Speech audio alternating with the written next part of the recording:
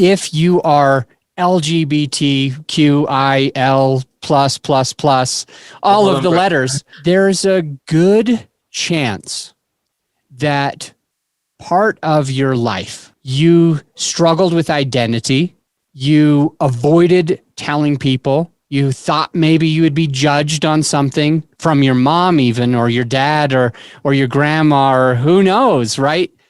Society, guys at school who say, oh, that guy's gay, but they're just saying it as being derogatory. With that said, all of that said, I'm wondering about your journey of simply being yourself on your podcast, owning it. Did you crush it in the very beginning, or had you learned that earlier on in your life? I think that there's many situations, like for instance, when I was 18 years old, I lost my sister due to a domestic violence event. And she passed away, and pretty much I became a parent right away of my nephew that was 11 months. I already opened to my mother at that moment about my current sexual orientation. So it took me guts to do it at that specific point.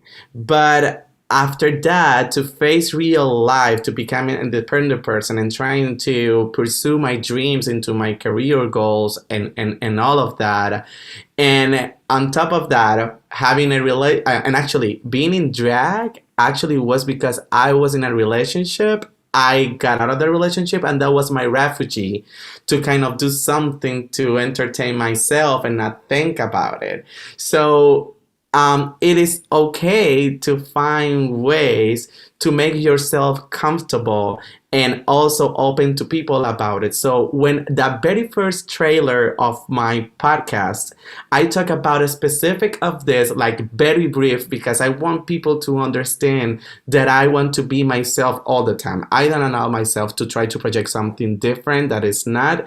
That's why sometimes, and when I have a specific emotional level of something, I express it because that's probably gonna resonate with someone else that is listening to me. And that makes me more human, and that will make people to see that that I'm not that different, that I'm completely a person that they can relate, and they will continue to follow me because they may see that the same situations that I'm going through are some situations that may happen to them too. And I believe I did that because not that long ago, where it happened about almost 2 years ago, I ended a relationship of 9 years. And during those 9 years, I was doing drag and all of that, but he never accepted me to do that. So I always have to do that and leave my stuff at my drag mom house. I never could have anything about my drag, my wigs, my costumes or anything at home because he never understood that and he never wanted to accept me like that. So when I'm in another relationship now that I got engaged actually 2 months ago. Congrats. Thank you.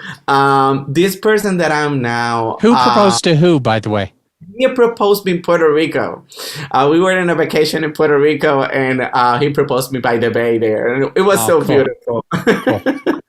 So, and this person was more familiarized with the concept of being drag and all of that, and what does that entail? Because not necessarily the person that dresses as a girl or drag for do a show and entertainment is because the person wants to be a girl. No, that is not the case for many of us. So they have to understand those differences. And I'm a man, and he is a man, and that doesn't have to affect our relationship.